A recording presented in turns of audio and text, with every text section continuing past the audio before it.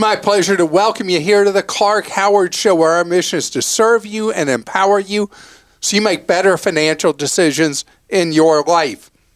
In today's episode, yet more stats about how we're willing to talk or do just about anything other than talk about money, and why that is so harmful to you in terms of financial security and financial independence. Something else I want to talk about is moving. People move all different times of year, but never more than they do in the summer. And I want to really go through with you what you've got to be wary of and careful when you do hire a mover, because there's a lot of dirty dealing and actually crooks in the business, and I want you to protect yourself. We as Americans are terrified about talking about money. And I'm going to dig up some family laundry here.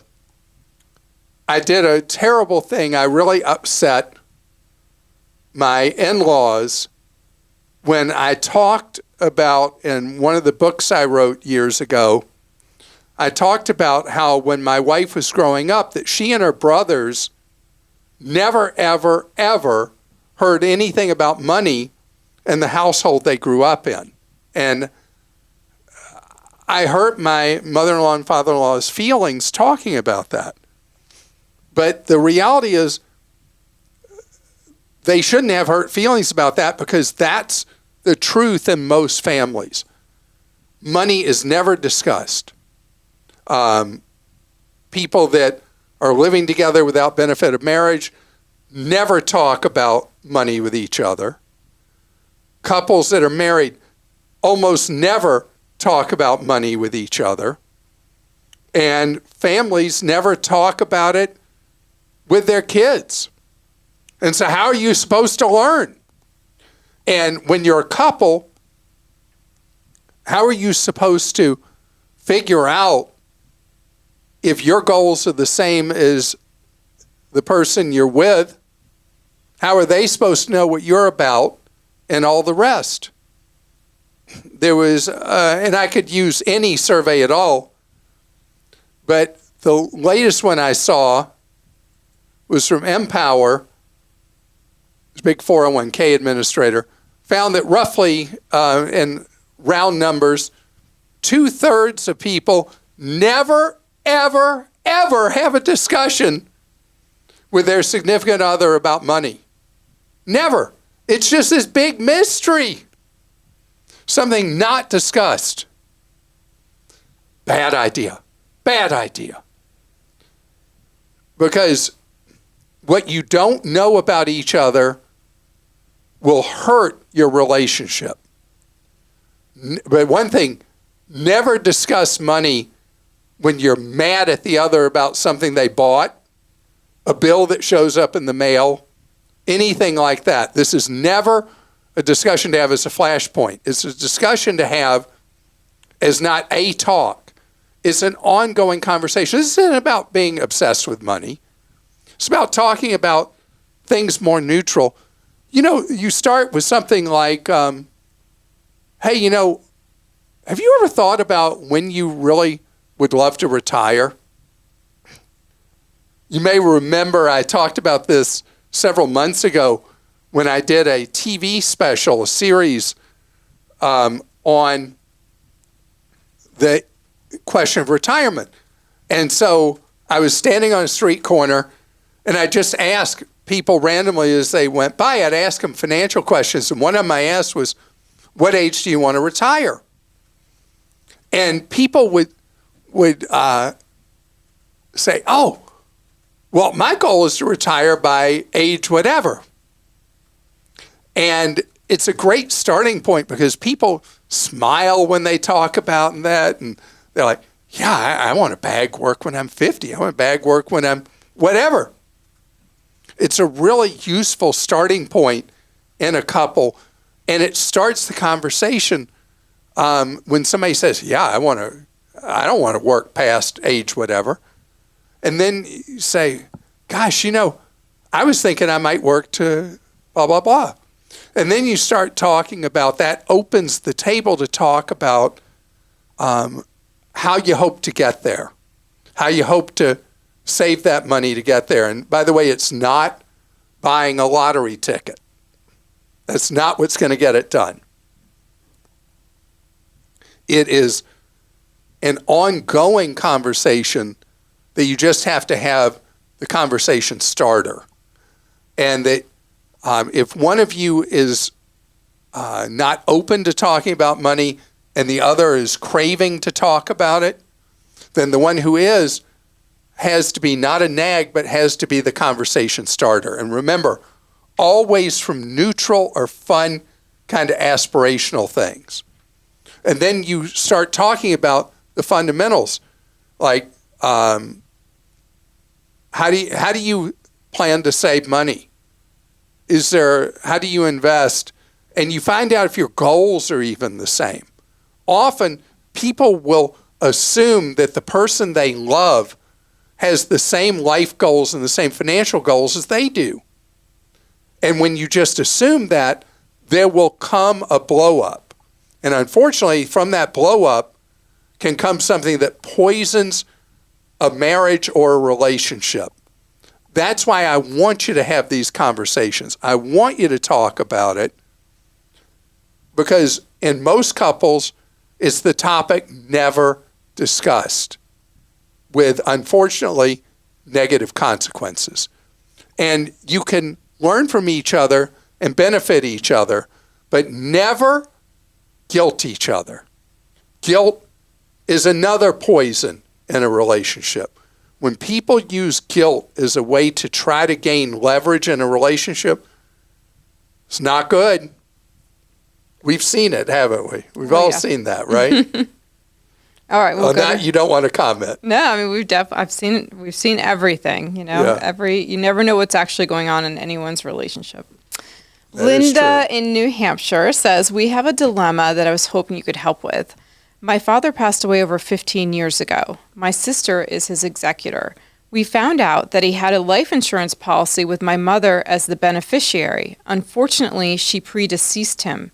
When my sister, the executor, called, they are telling us we don't have the right to know how much the policy is for or any rights to the policy because my mother is listed as a beneficiary. They have been completely uncooperative. What is our next step? What are our rights? This makes no sense. They can't just keep the money. No kidding. All right, so Linda, here's a dirty, dirty secret about the life insurance industry. They knew when your father passed away. They knew that they had a life insurance policy that they needed to pay to a beneficiary, but they kept it quiet. Now, how does a life insurer know, you may wonder? Life insurers pay for a database of recorded deaths.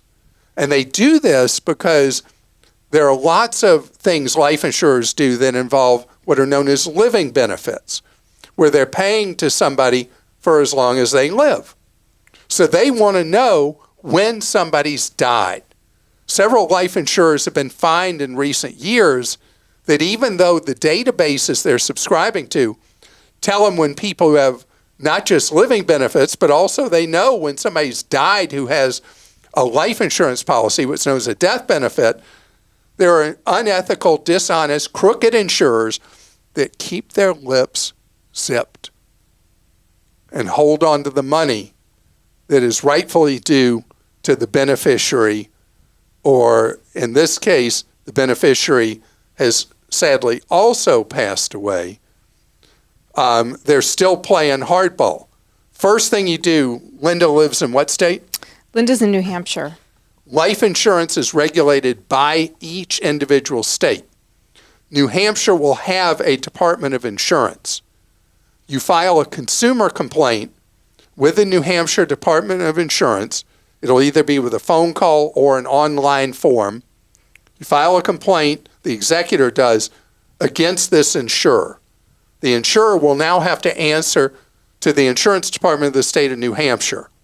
And then the answer of lack of cooperation will suddenly change because the executor who stands in as if the executor is your mom, your deceased mom, the insurance company has to, by law, cooperate with that executor since the beneficiary has passed away. This insurer, you don't know the name of the insurer. I don't know. Oh, that's a shame. Because this insurer is wrong and wrong and wrong, ethically and morally and procedurally. And I want to hear back from you, Linda, if the state of New Hampshire does its job. If it does not, we need to know, and we'll see if there's something we can do to help unlock this money. How cynical, how mean-spirited, how uncaring this is of this insurer. Matt in Indiana says, you shared in a recent episode that you shouldn't be trusted with trades-related home repairs, plumbing, electrical, etc. I can relate, and I'm also handy challenged. But the typical advice for saving on home repairs is just watch a YouTube video and do it yourself. I've been down that road before, and a quick 30-minute job turns into 4 hours later, and sparks are shooting out of the wall situation. I've also had a bad experience with shoddy work from a handyman. Professionals are expensive, but often worth it to me for the peace of mind that it's done right. How do you save on home repairs? Okay, so first of all, I never cheap out on having work done to my home. Why? Because a home is so valuable, and if you find someone who is competent and trustworthy, you want that person again and again. I don't want the cheapest plumber I can find, the cheapest electrician, the cheapest carpenter, the cheapest handy person.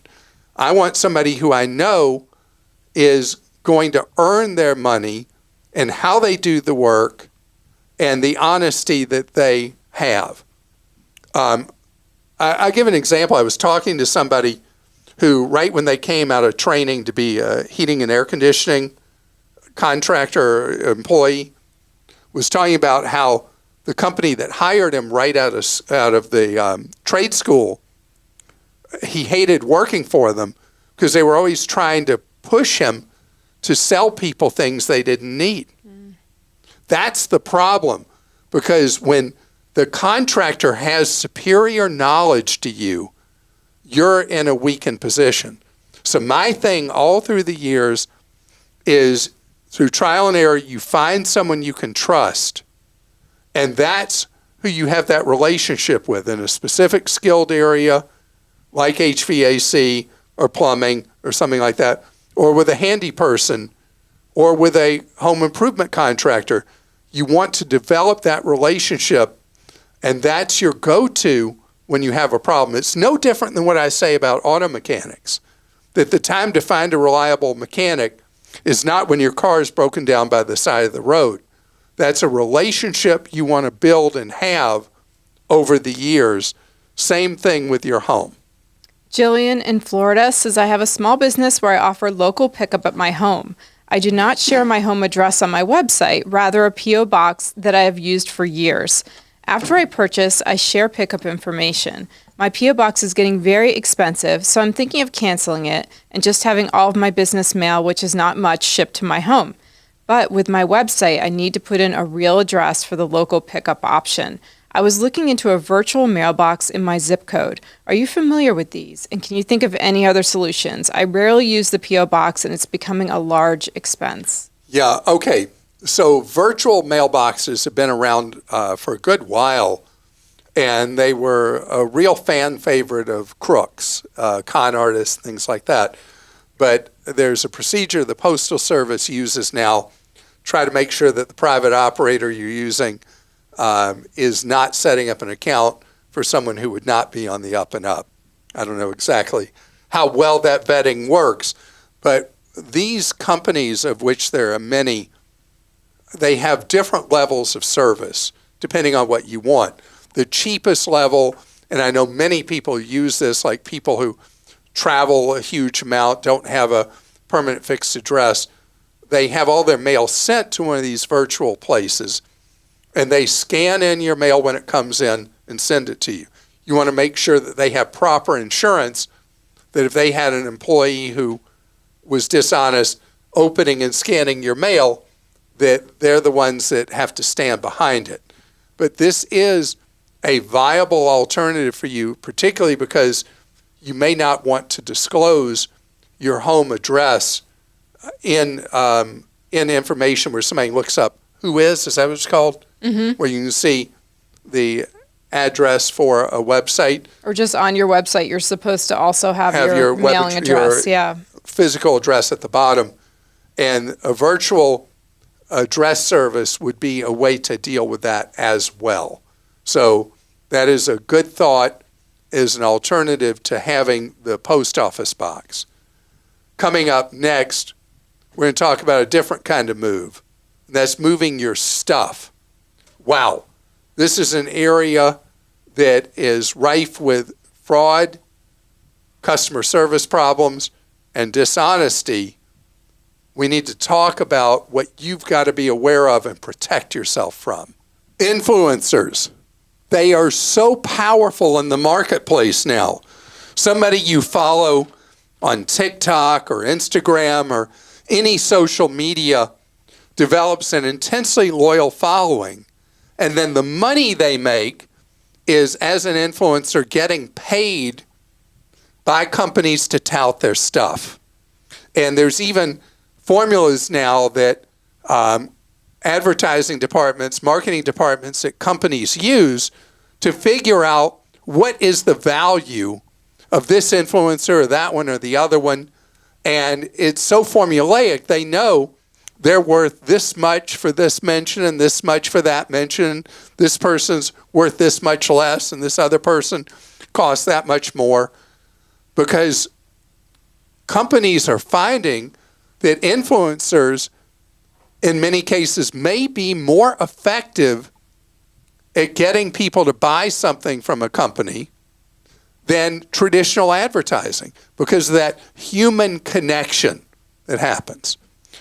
One of the industries that is doing this, and by the way, I've talked about, side thing, I've talked about how many people got ripped off in crypto by celebrity endorsements through influencer kind of channels. And now the feds are going after some of these people. I shared with you before some of the people that are now in trouble with the feds for having touted stuff they knew nothing about that ended up costing people real money and tokens, and crypto tokens that were scams. And people's money's gone. So enjoy an influencer. Be careful taking their recommendations because they're bought and paid for so many products and services. The Wall Street Journal just did a story about how this has taken the moving industry by storm. That movers are moving important influencers for free, and one's not as important at big discounts, for them to then post all over social media about, hey, I used the greatest mover in the world. These people were something else. You should be using them to do your move. And so the movers are finding this really works for them. And then people will move within these movers, and gosh, all kinds of things go wrong. For these influencers, this is making money right now, but what's the reputational harm when you recommend something just because they put money in your pocket or gave you a free move or whatever, and then somebody who's hyper loyal to you ends up getting burned? Not the best long-term business play on your part. And with moving, don't follow advertising. Don't follow influencers. Follow my rules. When you're doing a state-to-state move, don't end up like a caller we just had to our Team Clark Consumer Action Center, and we have these regularly, where they ended up with a mover who was a crook. And unfortunately, believe it or not, the moving industry has long been infiltrated by organized crime. And so this mover came, they packed up all the stuff, they took it away, and then they held the possessions hostage. And they hold your things ransom for whatever they think they can get out of you, in many cases tens of thousands of dollars. Christa, do we know how much this most recent one was that I think they wanted the ransom was? They wanted $15,000 $15,000 to get your own possessions back. This is a terrible problem in the moving industry. I was, in my TV work, I was chasing down one of these movers that turned out to be a mafia front connected allegedly to organized crime family in New Jersey. And I remember after one of the stories aired, I got a call from the FBI telling me that these people were extremely dangerous and I needed to be aware of that. Well, I already knew that because when I went to one of their facilities to try to talk to somebody there because they'd kidnapped people's possessions, they sent a killer dog after me. And it was really something to have the video of that attack dog coming after me that was great TV. Wow. How did I not win a regional Emmy for that? Anyway. Wake up with a horse head in your bed. Yeah, I don't know any of that mob stuff. What's the horse head about? That's from The Godfather. I've never seen that. I know it's supposed to be one of the great movies of all time. You just lost some cred with some people listening I'm and sorry. watching. I am a very dull man, and I know nothing about popular culture. But I do know how to protect yourself in a move. First, I'd like you for a move to look for a pro mover. If you go to moving.org, that's the trade association for the legitimate moving industry. But even that's not enough. There are certain movers that agree to abide by a code of ethics that is called the Pro Mover Code of Ethics. And you can see that if you go to moving.org. That's number one. Number two, your move estimate needs to be what's known under federal law as a binding estimate. Now, you're not going to believe this. In the moving industry, if you receive an estimate and you think that's the price, it means nothing. A mover is allowed under federal law to change the price as much as they want to your move. The estimate doesn't mean anything. It must be a binding estimate. If it's a binding estimate, that's the price they're allowed to charge you, not a penny more, period. Second, you must buy insurance to insure your items. Because even an honest, decent mover, with all the things they move for so many people, an item of yours can get lost. An item of yours can be damaged. An item of yours can be destroyed. And the mover does not provide coverage to you. You have to buy coverage from them for your items or from your own insurance company for the possessions you have. I recommend that you only buy replacement value coverage. So if they break something, you're not arguing about what its depreciated value is. You don't have that item anymore. It's not usable anymore. They give you the money to buy a new one. That's number one. Number two, take a deductible to lower the cost of that replacement value insurance, where the first couple $100 of whatever goes missing or broken or is unusable after the move, you absorb the first couple $100 as a deductible, and then after that, you have replacement value coverage. If the date of delivery is very important for you, date of pickup, date of delivery, that needs to be specifically in your moving contract. If you do those 4 steps, your move will be so much better than all the calls we get. Christa? Shirley in California says, I've decided... Don't call me Shirley. You know that movie reference, Airplane. I do know that one. I've decided to set up electronic bill pay instead of writing checks after listening to your horror stories about the bad things that can happen when checks are mailed. Should I open a new checking account at a new bank to do this so fraudsters can't take extra money I keep in my current bank accounts? Is this step necessary or overkill? That's overkill. Electronic bill pay is a very safe process. It stood the test of time. It doesn't have the vulnerabilities we've talked about with the payment apps like Cash App, Venmo, and Big Bad Zelle that you should never use under any circumstances. Zelle, out of your life. So electronic bill pay is good, it's reliable, it's overwhelmingly safe, and your funds are protected in the event that you did have a problem with a financial institution's electronic bill pay. Susan in Colorado says we're less than 10 years from retirement. Due to 25 years of service in the military, Thank you for your service. we didn't purchase a home until we retired and started a second career outside of the military. We still have $300,000 mortgage at 2.375%. Wow. In addition to making catch-up contributions on our 401k target date fund, we've been making an extra principal payment on our mortgage in hopes of having it near paid off when we retire. Should we change our strategy and put that extra mortgage payment in a savings account that earns 4%, add more to our 401k target fund, or stay the course since our mortgage balance is still high? We are still behind in our retirement goal and only have about 3 months of liquid emergency savings. So any alternative other than prepaying on the mortgage is a good idea. Your mortgage rate at 2 3/8% is so extremely low that under no circumstances do you want to prepay on that mortgage. You want to pay as agreed, even though that will mean even in retirement, you still have a balance there because there's so much more benefit to you over the years putting more money into the 401k and putting more money into a rainy day account.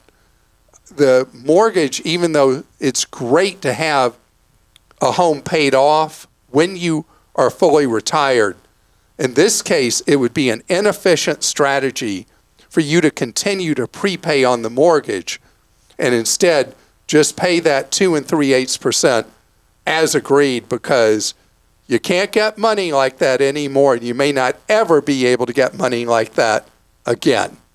Brian in Utah says, I recently got my first job out of college and my employer offers an HSA through a company, I'm not going to read the name right now, and contributes $150 every month on my behalf.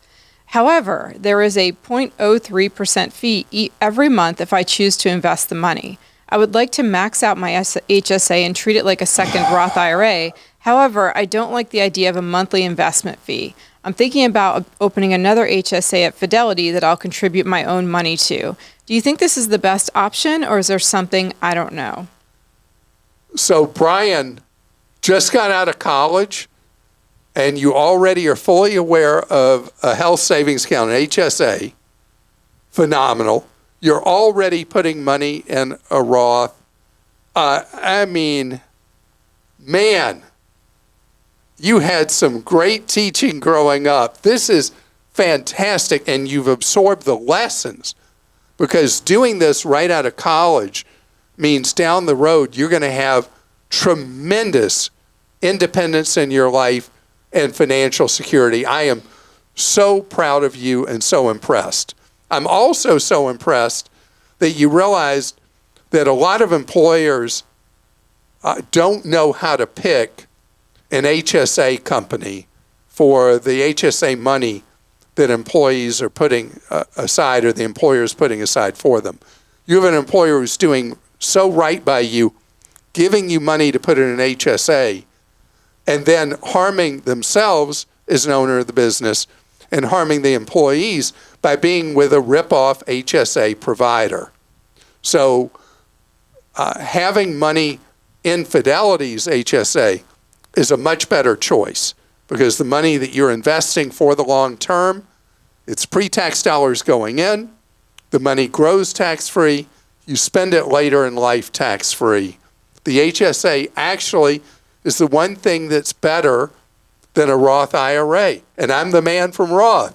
And I got to tell you, the HSA is great. So yes, diverting money into Fidelity and their HSA is a superior choice And when you have enough time at the employer that you feel like you can open your mouth without them saying, "Who are you? Why are you telling us how to do something?"